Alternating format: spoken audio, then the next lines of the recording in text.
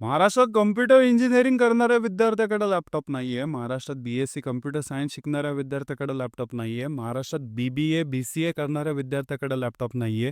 महाराष्ट्रात MBA, MCA करणाऱ्या विद्यार्थ्याकडे laptop नाहीये. तंत्रज्ञान हे शिकत आहेत. तंत्रज्ञानाच्या गोष्टी आपलं सरकार करतं. आर्टिफिशियल इंटेलिजन्स, मशीन लर्निंग याच्याबद्दल आम्ही बोलतो. परंतु आपल्या सर्वसामान्य विद्यार्थ्यांकडं त्या सुविधा नाहीयेत, त्या गोष्टी नाहीयेत, जेणेकरून ते आर्टिफिशियल इंटेलिजन्स शिकतील, मशीन लर्निंग शिकतील आणि या युगामध्ये, या तंत्रज्ञानाच्या युगामध्ये ठामपणे या युगाला छाती टोकून सांगतील, की आमच्याकडे हे स्किल्स आहेत. आम्ही या स्किलच्या मार्फत या ज्या गोष्टी आहेत artificial intelligence, machine learning, data analytics या सगळ्या गोष्टींना आम्ही सामोरे जाऊ शकतो. मित्रांनो, तुम्ही विचार करा, गोरगरिबीतला एक विद्यार्थी ज्याच्या घरामध्ये अत्यंत दारिद्र्य आहे, परिस्थिती एवढी गरीब आहे, तरी देखील शिकायची इच्छा त्याची आहे आणि शिक्षणासाठी तो पुणे मुंबईसारख्या एरियामध्ये येतो. इथं आल्यावरती त्याचा हॉस्टेलचा खर्च, त्याचा राहण्याचा खर्च, त्या कॉलेजची धम्म फी जी की फुगून ठेवलेली असते, ज्याच्यामध्ये लाखो रुपये दिलेले असतात मित्रांनो. आणि एवढं सगळं भरून मित्रांनो, त्याला त्या कॉलेजमध्ये ज्या लॅब्स असतात, ज्या दुरवस्था झालेली असते, घाणेरड्या त्या कॉम्प्युटर लॅब मित्रांनो, त्याच्यामध्ये त्याला एज्युकेशन घ्यावं लागतं. तो स्पेसिफिक टाईम असतो मित्रांनो, एक लक्षात ठेवा. जर कॉलेज 8 वाजता किंवा 7 वाजता स्टार्ट होत असेल, तर 5 वाजता ते कॉलेज बंद होतं. कुठलाही विद्यार्थी त्या कॉलेजमध्ये जाऊन बसू शकत नाही नंतर. या गोरगरीब विद्यार्थ्यांनी त्यावेळेस करायचं काय? जरी यांच्याकडं त्या तंत्रज्ञानाचं शिक्षण घेण्यासाठी त्यांनी लाखो रुपये भरलेले असतील, परंतु तो लिमिटेड टाईम असतो त्या लॅबमध्ये बसायचा. त्या घाणेरड्या कॉम्प्युटरसोबत पण बसायला पोरं तयार आहेत. पण त्याच्यानंतर काय?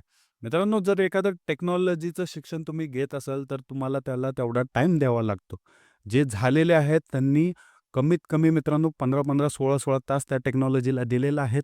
कोडिंग केलेलं असतं, अभ्यास तेवढा केलेला असतो. त्याच्यानंतर मित्रांनो ते जाऊन कुठेतरी सॉफ्टवेअर इंजिनिअर, मित्रांनो आर्टिफिशियल इंटेलिजन्सचा इंजिनिअर, एम-एल इंजिनिअर वगैरे ह्यांच्यासमोर लागतं. जे टेक्निकल गोष्टी आहेत त्या लागतात मित्रांनो. ही कुठलीही छोटी गोष्ट नाही. एखादा टेक्निकल जॉब तुम्ही ज्यावेळेस क्रॅक करता, त्यावेळेस तुमच्याकडे तेवढे स्किल्स असले पाहिजेत. त्यावेळेस जाऊन ते जॉब क्रॅक होतात. आणि याच्यामध्ये मित्रांनो ज्या गोष्टी असतात, ज्या शिकवल्या जातात, त्याच्यानुसार आपलं जे शिक्षण आहे ते मागचं आहे ऑलरेडी. ज्या लँग्वेजेस आपल्याला शिकवल्या जातात, त्या करंट याला मॅच नाही करत कुठंही. आणि दुसरी गोष्ट जर बघितलं मित्रांनो, हे जे एज्युकेशन तर बॅकवर्ड आहे. जी टेक्नॉलॉजी आहे ती पण बॅकवर्ड आहे. आणि सगळ्यात डेंजरस म्हणजे आपल्या विद्यार्थ्यांकडे त्या गोष्टी नाही आहे, जेणेकरून ते YouTubeच्या मार्फतानं शिकवतील. YouTubeच्या माध्यमातून अभ्यास करतील. परत Udemy वगैरे जे कोर्सेस आहेत त्याच्या माध्यमातून अभ्यास करतील. त्यासाठी मित्रांनो एक गोष्ट लागते, ते म्हणजे लॅपटॉप. मित्रांनो, हा लॅपटॉप हा एवढा महत्त्वाचा आहे आणि हा गोरगरिबांना तेवढा अफोर्ड करता येत नाही. 30,000 ते 40,000 रुपये ह्याची सुरुवात होते प्राईजची. आणि याची जी संख्या असते, याची जी पैसे असतात ते वाढत जातात त्याच्या कॉन्फिगरेशननुसार. मित्रांनो 30 ते 2 लाख, 2.5 लाख, 3 लाखापर्यंत लॅपटॉप असतात. आणि याच्यामध्ये साधा जरी लॅपटॉप एकदम बेसिक लॅपटॉप जर घ्यायचं म्हटलं तरी 30,000 रुपये त्याची किंमत असते. ही गोरगरिबाला परवडत नाही मित्रांनो, कारण त्या कॉलेजची फीस भरलेली असते. त्या पोराला पी-जीला पैसे द्यायचे असतात, खायचं प्यायचं असतं, या सगळ्या गोष्टी करायच्या असतात आणि त्याच्यासाठी मित्रांनो ते घरचे पैसे पाठवतात. तेवढ्या ह्याच्यामध्येच ते पोरं ॲडजस्ट करतात. आणि त्यानंतर जर मित्रांनो तुम्ही बघितलं, पोट मारून आहे ना हे शिक्षण घेत असतात आणि हे लॅपटॉप कुठनं खरेदी करतील. आणि जरी लॅपटॉप त्या ई-एम-आयवरती घेतला, ते गोरगरीब आई-वडील कुठनं फेडणार आहे?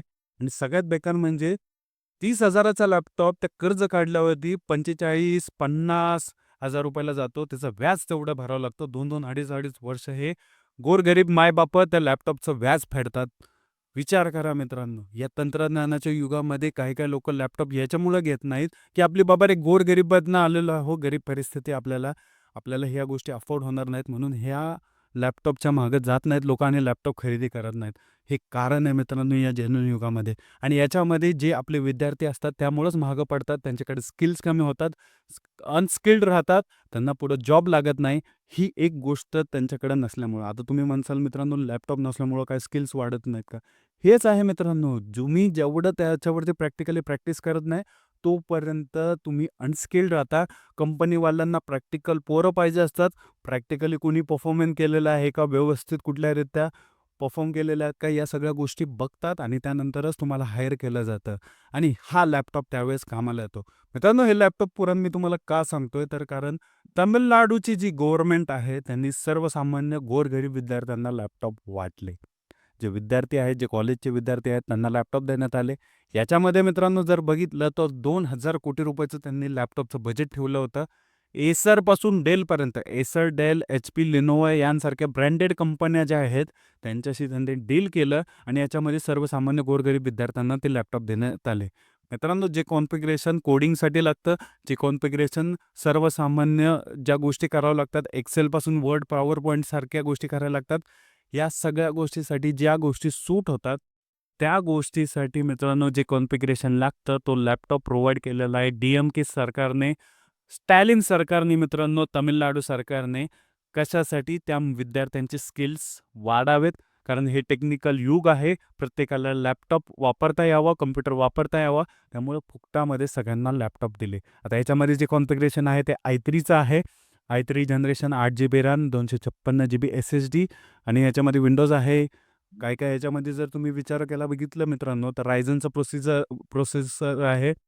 इंटेलचं प्रोसेसर आहे आणि याच्यामध्ये ज्या गोष्टी सर्वसामान्य हुशार विद्यार्थ्यांना, जे की डोकं ठेवून अभ्यास करतात, ज्यांना फक्त आयुष्य देऊन अभ्यास करायचा आहे, आपल्या आईवडिलांची परिस्थिती, गरिबी दूर करायची आहे, त्यांच्यासाठी हा लॅपटॉप पण एका अशा लेव्हलचा आहे, की तुम्ही विचार करणार नाही मित्रांनो, की आम्हाला कुठली गोष्ट भेटली असं त्यांना वाटेल. मित्रांनो, साधे सिंपल गणित आहे. तुम्हाला मी एकच सांगतो याच्यामध्ये.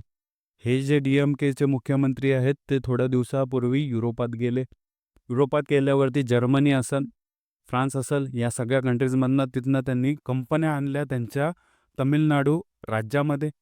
त्यांच्या राज्यामध्ये कंपन्या आल्यावरती मित्रांनो, त्यांना पहिलं लक्षात आलं, की आपले जे विद्यार्थी आहेत, त्यांना आपल्याला स्किल्डफुल करायचं आहे. कारण या कंपन्या जरी आल्या, तरी जे स्किल्ड विद्यार्थी आहेत, त्यांनाच ते हायर करतील. आता ह्या स्किल्ड होण्यासाठी त्यांना कुठल्या गोष्टीची गरज आहे, तर पहिला महत्त्वाचा आहे तो लॅपटॉप. कारण ज्या पण गोष्टी प्रॅक्टिकली परफॉर्म होतात, त्या सगळ्या लॅपटॉपवरती होतात.